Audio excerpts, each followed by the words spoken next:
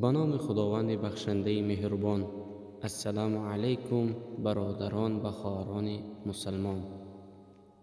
در این نوار میخواهم به شما درباره کتاب‌های آسمانی گفته گذارم. آیا بار با خود سوال داده اید آیا کتاب‌های آسمانی چند تا هستند و آن کتاب‌ها به کدام پیامبران نازل شده اند؟ این نوار جوابگوی این سوال هاست. پس با دقت گوش کنید و به دوستانتان نیز بفرستید.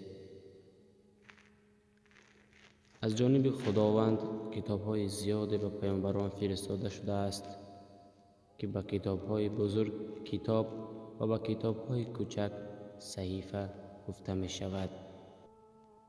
از میان آنها 4 تایش مشهور است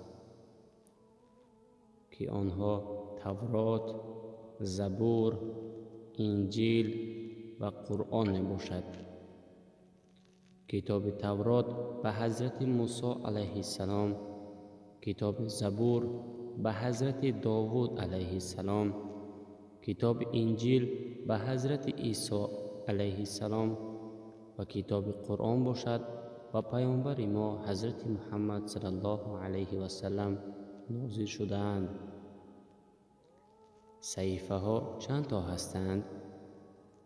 تعداد صحیفه ها معلوم نیست، اما بعضی از آنها به حضرت آدم علیه السلام و بعضی به حضرت شیس علیه السلام و بعضی به حضرت ابراهیم علیه السلام نازل شدند.